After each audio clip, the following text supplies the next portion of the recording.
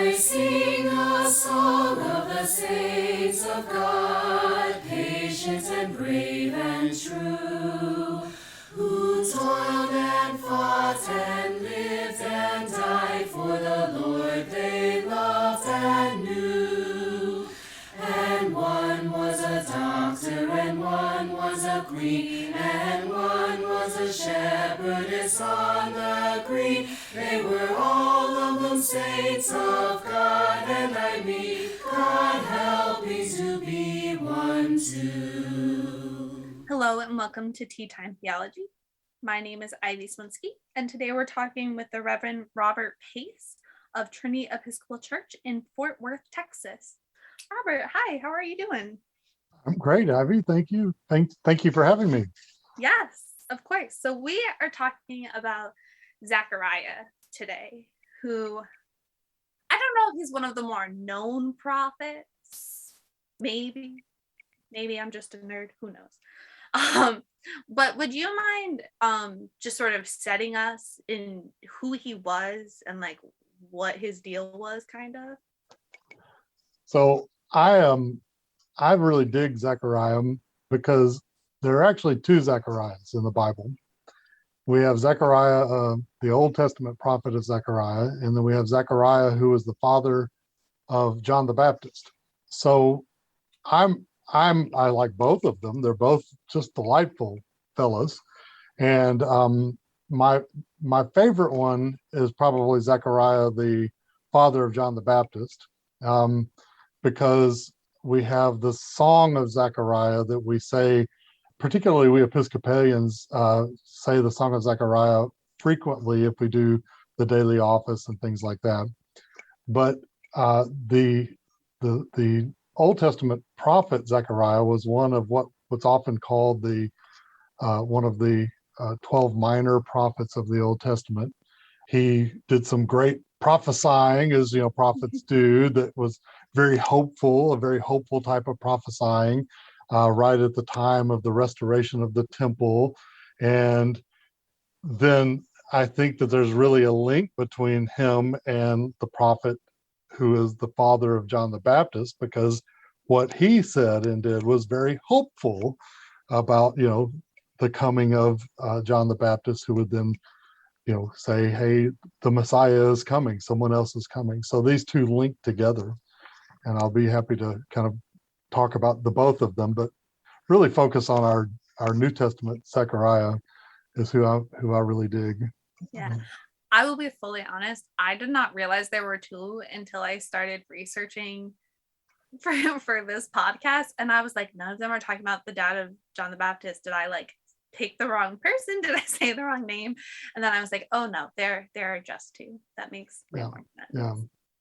So let's start with the dad of John the Baptist, because I feel like that's one that most people will probably be more in tune with. So a big part of his story, I would say, is that he gets turned mute. Yeah. By the angel Gabriel. And my first question to you is, why do you think it was important for him to go through this silent period? Or do you think it was just like an annoyed angel proving a point? Yeah, it's really a fascinating part of the story. So here he is. He's a priest. He's part of the priestly line of Aaron, which everybody has to be in the priestly line of Aaron if you're going to be a priest. And so he shows up there at the they all have assigned times, and it's his time to go into the temple, and he's assigned to give offering of incense, and he's there in the temple.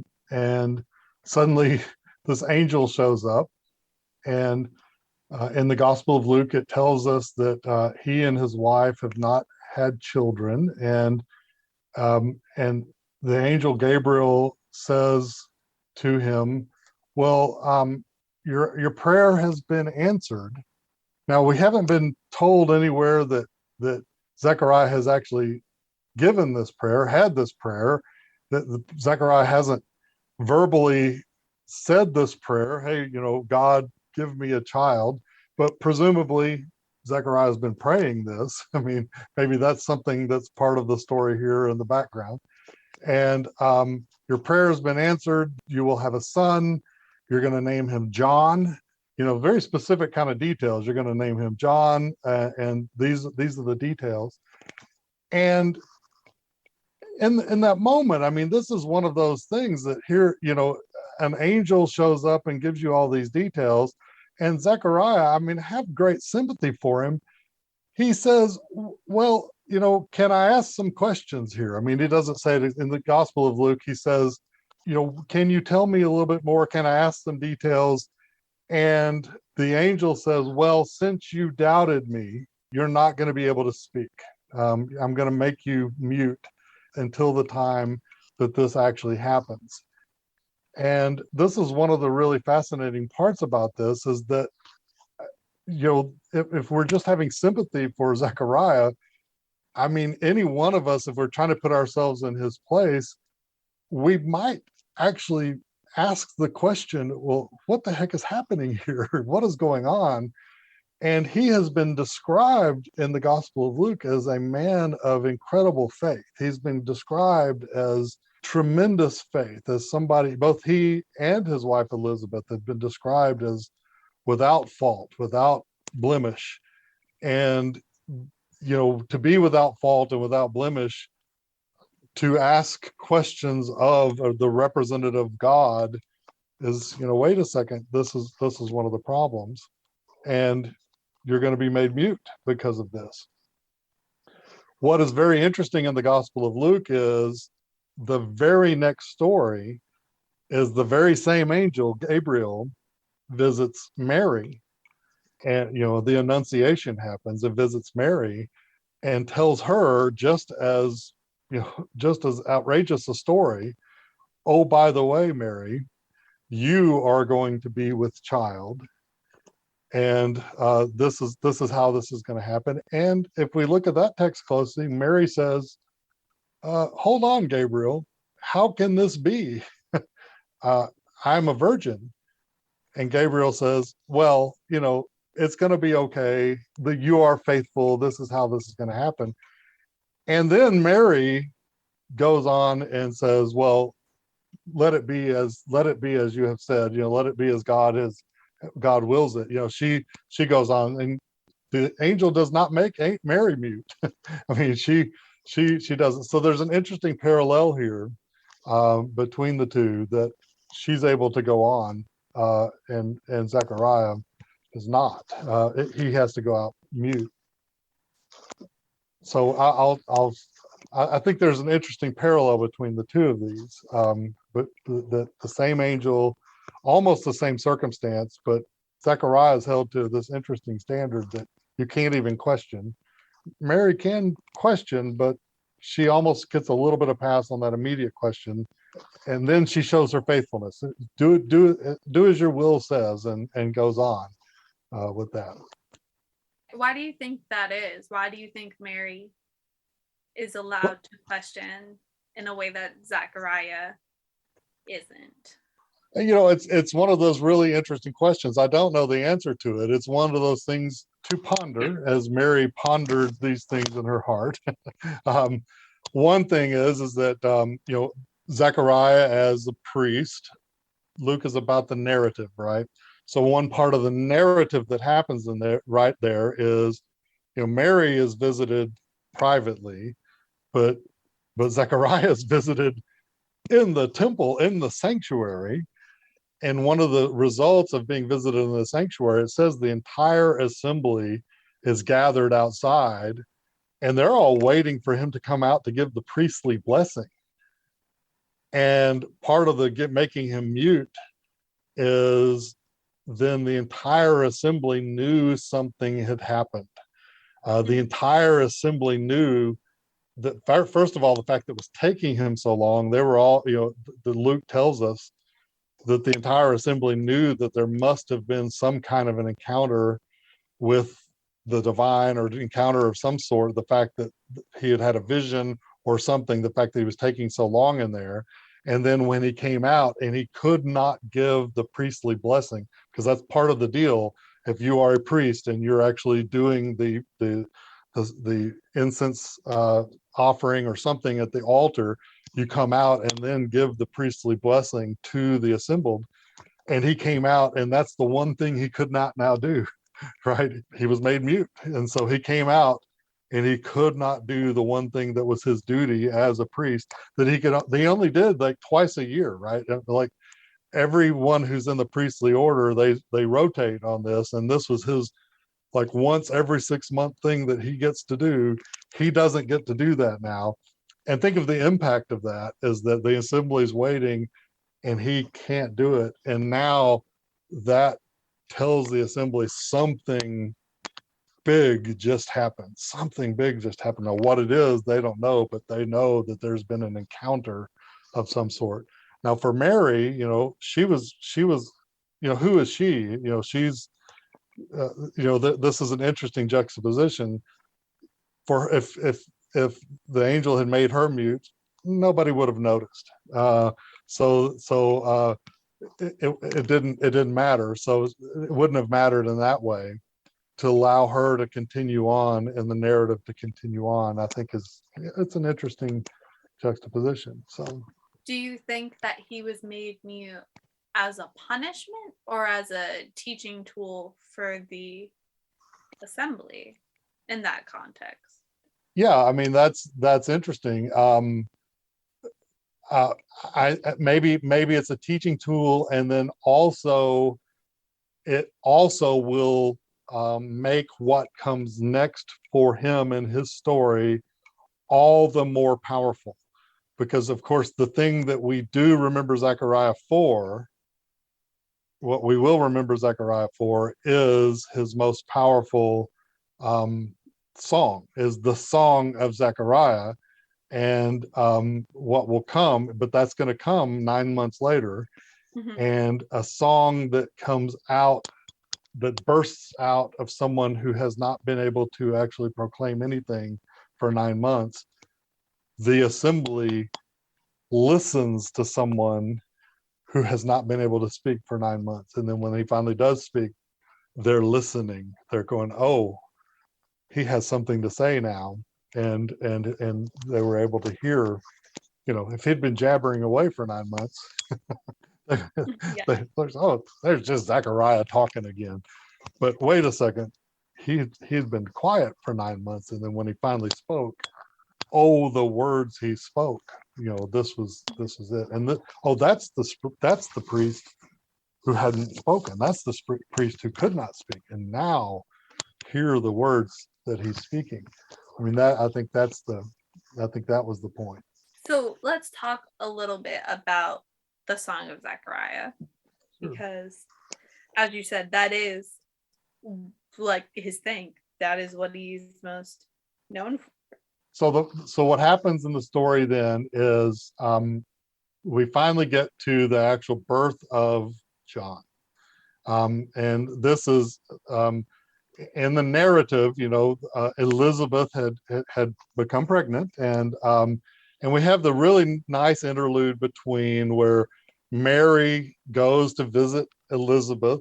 After Mary becomes pregnant, she goes and visits Elizabeth, and we have the lovely story in the countryside of Elizabeth says, "Oh my," the baby within Elizabeth kind of kicks at the when Mary comes forward and says, "Oh, my child knows that your child is something," and all that. And that's when we hear Mary proclaim the Magnificat, and my soul proclaims the gladness of the Lord. And so we have the Magnificat, and then we kind of move forward, and then with the birth of John, we move forward to basically the presentation of John, the circumcision, the presentation. And we have this really interesting thing of they like, well, what are you going to name him? And everybody presumed that we're going to name him Zachariah. I mean, you're going to name him after his father. Are you going to name him Zachariah? And Elizabeth said, no, we're going to name him John. And everybody's, well, that makes no sense. Why would you call him John? This doesn't mean anything. And then Zechariah writes down John. Yes, he'll be named John. And when he writes down John, his lips are loose, his voice is loosed. He's able to speak because he has been faithful to what he had promised the angel back at the temple. And everybody, the assembled masses who are all there at the dedication are amazed at this. Then the question is, what is he going to do now that he can speak? And what he does, of course, is he immediately starts to glorify the Lord. That's what Luke tells us. He immediately starts to glorify the Lord. And to do that, and then he launches into this what's called the Song of Zechariah. And the Song of Zechariah is really, really neat in that it has kind of two major parts. The first part is the Benedictus, the benediction, the blessing. Blessed be the Lord, the God of Israel has come to his people and set them free, and kind of goes from that. And so the first kind of six verses is all, the first half is really all about what is God doing? What has God been doing? What will God do for God's people?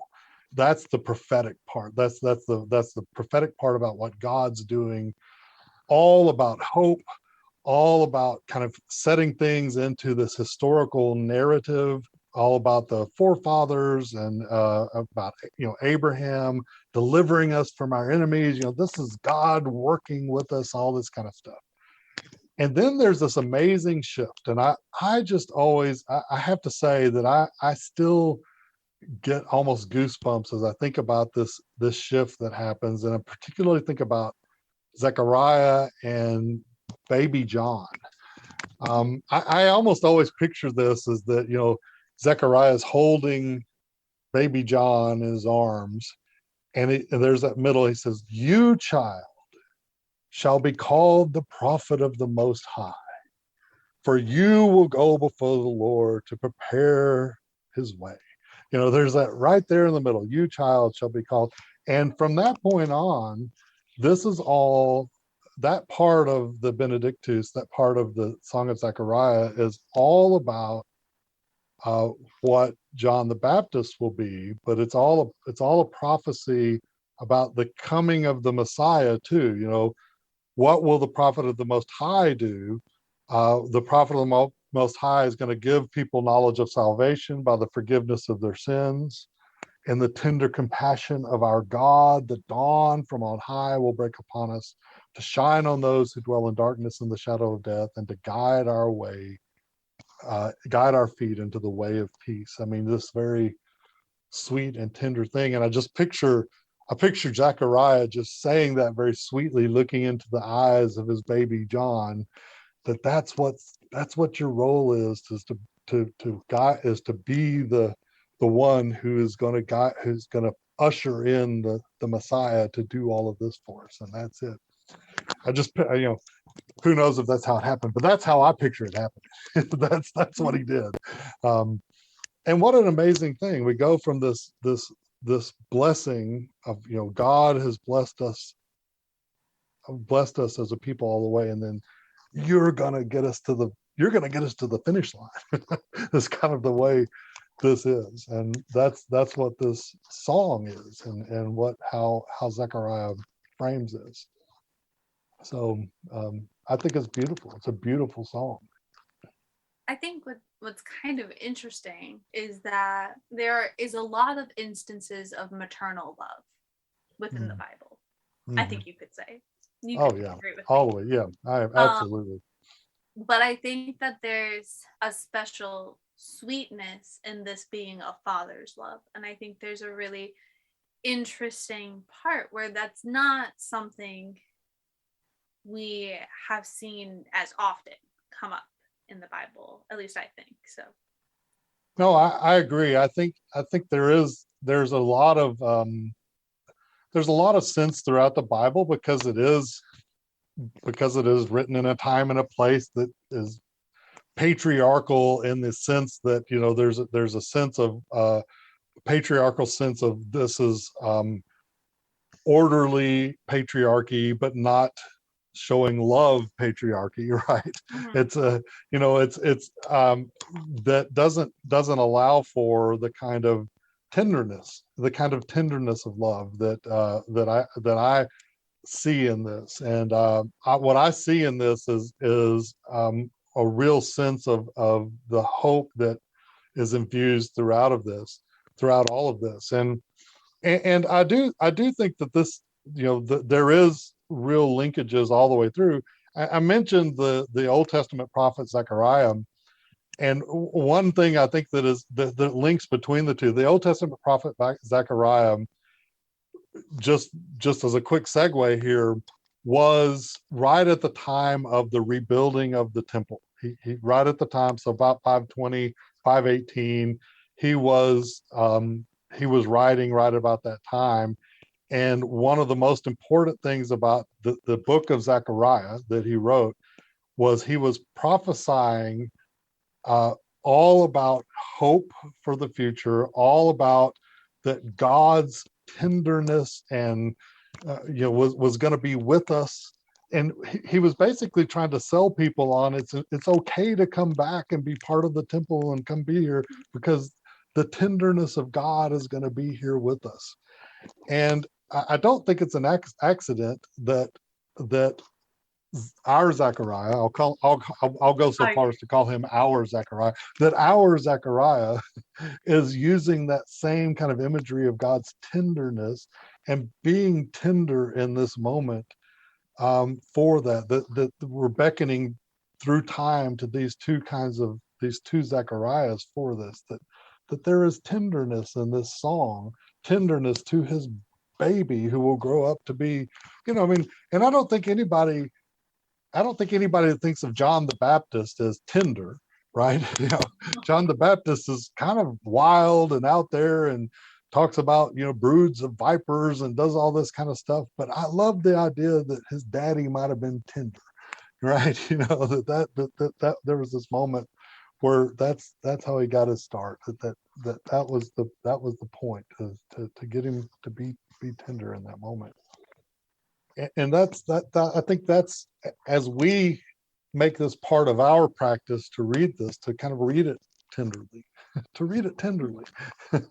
So, and infuse that in us. So, how is this canticle used in our worship lectionary? When is it brought out, and why do you think it's brought out in those certain services? Because it's not like a Sunday morning every Nicene Creed moment.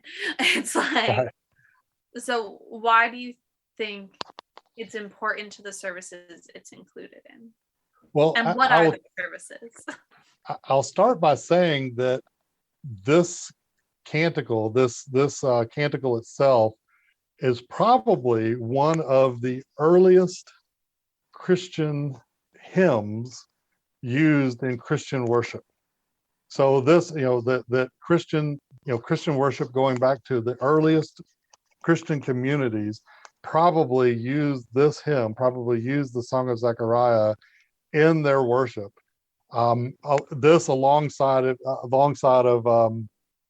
like Philippians 2:6 and the prologue to John. They're little kind of snippets that are just little snippets of scripture that are used as hymns, and this is one of the earliest ones. And what's unique about this one is those other ones all are Christological. They describe Jesus and aspects of Jesus. What's unique about this one is it's not one that specifically describes Jesus. It describes the coming of Jesus, right? But it doesn't describe Jesus himself, right? It describes, the coming of Jesus. And that's one of the things that's really unique about this one. So that's as a prologue to answer your question. So I love the idea that this hymn, this canticle, is something that has been used consistently in Christian worship, probably since there has been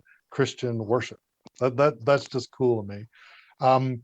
Where it became consistently used is in the Rule of Benedict and in medieval worship. It was used specifically in morning prayer and lauds, what they called lauds in the daily office, which became morning prayer.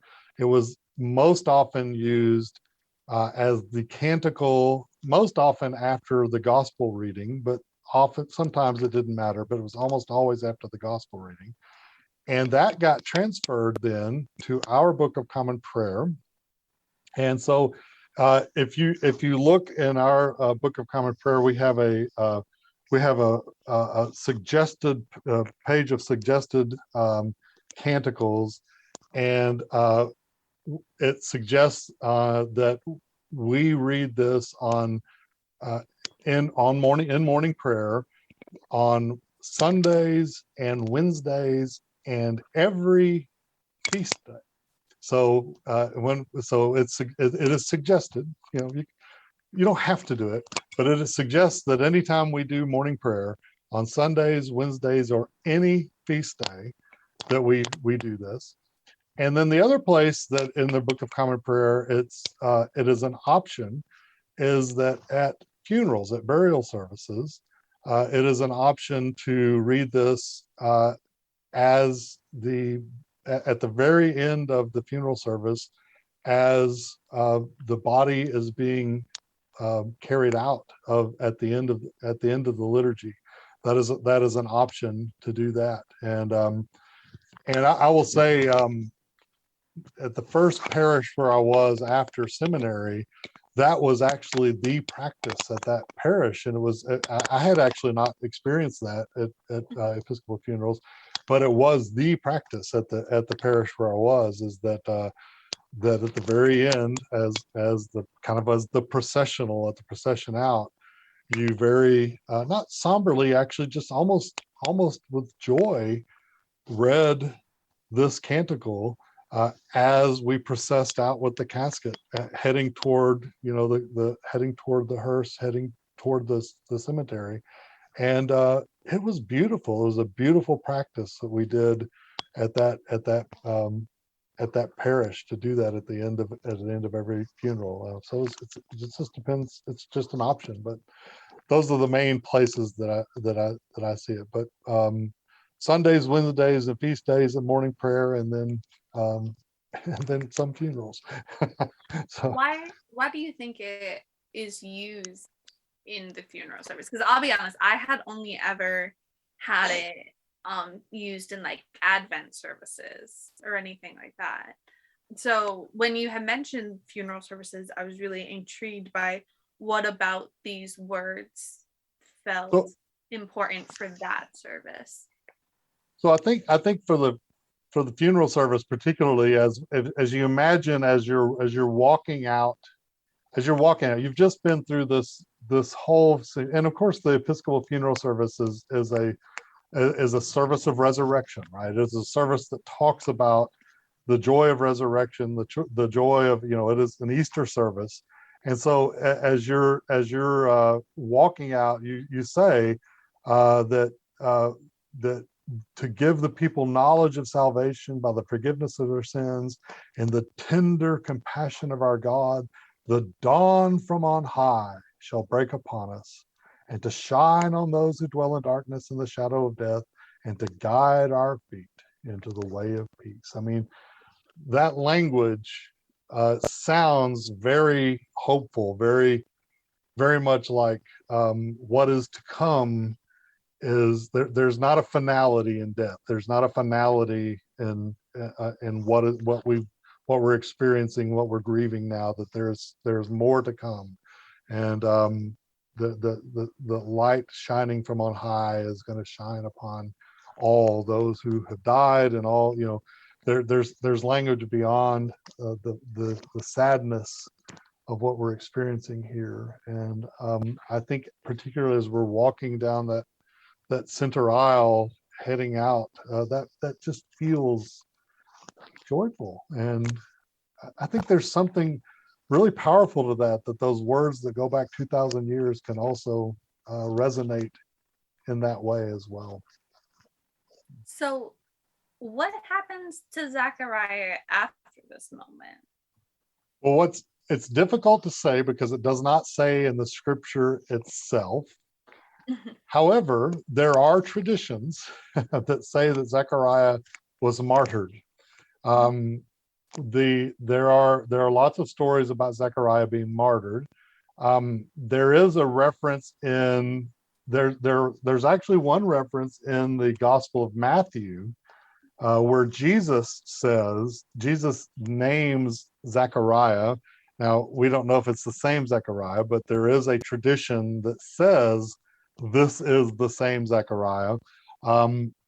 In Matthew chapter 23, Jesus is berating the Pharisees and the scribes and the hypocrites, and he says, the blood of Zechariah, whom you murdered between the sanctuary and the altar, will be upon your heads, and things like that. And so there are some who believe that this is the same Zechariah, and that that Zechariah was martyred. The tradition of Zechariah's martyrdom got more cemented because of what's known as the Gospel of James, which is a non-canonical gospel that was published in the 2nd century.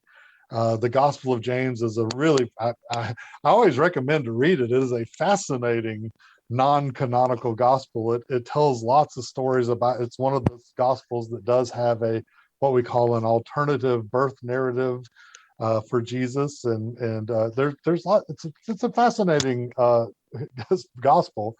But there are actually 2 chapters in that Gospel of James that talk about the martyrdom of Zechariah. And what the story there actually goes on to tell is that when King Herod did the murder of the innocents, when he put out the decree to kill all children under the age of 2, because he wanted to kill get the Messiah, that he sent out the soldiers to kill all children under the age of 2. And this is when Joseph and Mary took Jesus on the flight to Egypt, right? But the soldiers showed up at Zechariah's place, and Zechariah had sent Elizabeth into hiding with baby John. And of course, baby John was one of those children under the age of 2. And the soldiers demanded to know where John was, and Zechariah wouldn't give up the hiding place. So according to the story in the Gospel of James, the soldiers then killed Zechariah. And that's the story that is in the Gospel of James. And that story actually then has kind of resonated throughout time and history, that's kind of the story of the martyrdom of Zechariah, that he was killed on orders from Herod as part of that. And we don't know, but that's, it's not unreasonable that might have happened, so that's how that. And that kind of continues this story of fatherly love that we kind of are getting with Exactly. Zachariah, of this idea of a father giving up their own life for their child and working with them. Because I always think it's interesting that you don't really hear about Joseph and Jesus's relationship the same way you hear about Mary and Joseph's, and Mary and Jesus's. I think it's fascinating.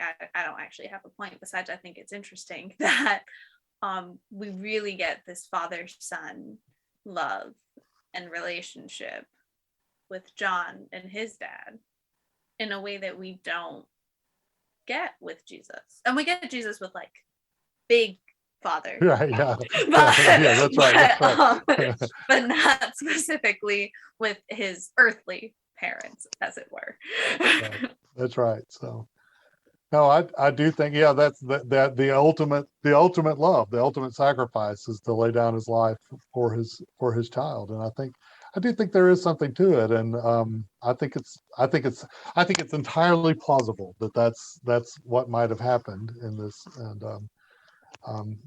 it's a powerful story, and the idea that Jesus mentions it in Matthew, that the blood of Zachariah is somebody killed him, whether it's the same Zachariah, but that there is a Zachariah that was killed, and then we have this story over here.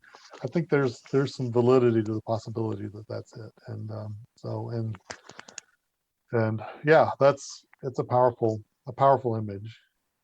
And what do you think we're supposed to take from Zachariah's story? What are we supposed to learn from him or not learn? I really think about his humanity, honestly, because going back to the very first of the story in Luke with him is that he's named as this very faithful person. He's a faithful priest, which, okay, that's great. And that's really wonderful to be faithful and all that. But honestly, if I were to encounter an angel who's telling me stuff, the first thing I'm going to do is I'm going to say, no, wait a second. What? Wait, what's going on here? I'm not sure I'm getting this. I mean, what do you mean my prayers are answered? And, I mean, I don't know that I would buy the idea that faithfulness means just blindly going, yeah, I'll do whatever you say. And I actually really admire the fact that Zechariah stopped and said, hold on a second, as faithful as I am, I've got some questions. And then he still followed through. And then he followed through with this amazing faithfulness of not only doing what he needed to do, but showing this incredible love to his child, and did it in this way that stood the test of time. We have this evidence of this song that we can follow through on in the way we worship and the way we do it. I think that's just amazing. So he's somebody we can really emulate. And how did Old Testament Zachariah, what was the end of his story? So that's the other part, is we don't know exactly. We don't have a lot of information on exactly what happened to him historically. The first several books, they think the first 8 books of Zechariah, the book of Zechariah, are written by Zechariah the prophet. And then the next several books are probably written by one of his disciples, and maybe another couple written by another disciple. So we don't actually know what happened, but we do know that he was a faithful prophet in that time period, but we don't really know what happened to him. But he made a difference. So, is there any sort of last thoughts you have about Zachariah, or sort of the whole circumstances around him and how he intersects with so many other important people? I like to think that there's another version of that country scene with Elizabeth and Mary, with Joseph and Zachariah both being like, what is happening? What is going on? I love that image. Does that, because Elizabeth and Mary are there. I love the idea that Joseph and Zechariah are also going, hey guy, but see, of course, at the time Zechariah can't talk, and Joseph is probably just going, oh my gosh, but they're at least hanging out and just saying, let's just sit over here and shake our heads. But they had to have talked afterwards, and they just commiserate with each other and enjoy their families. I mean, their families are together, and that's they've got to support each other, and that's a great image, isn't it? That's a really lovely image that they've supported each other, and that's really kind of a cool image. So I hadn't put that together. I like that. I really like it. I'll just say, one of the things I'll mention this. One of the when I have a daughter who's 27 now, but when she was a baby, I remember reading the Song of Zechariah and holding her, and doing this, and that you, my child, will be called the prophet. Now, I never put that on her, but but but the idea that of having, of seeing the child and holding the child and thinking that um, is the tactile imagery of that is really the powerful thing. And I really I think that's what Zachariah, just knowing that Zachariah had that feeling for his baby is something that is a powerful image for us to take with us. So, Absolutely. Well, thank you so much for chatting with me today. this is so much fun. So, Great. thank you. How can we connect with you? Is there any social media we should follow? Well, really mainly FortWorthTrinity.org is our website. And I know we have social media, but it's all based off of FortWorthTrinity.org. So I'm I know that it's I don't I don't know what all of it is. So, You're not the tech guy so here. I was about to say Sarah, who is our communication person, is now going to shoot me when I.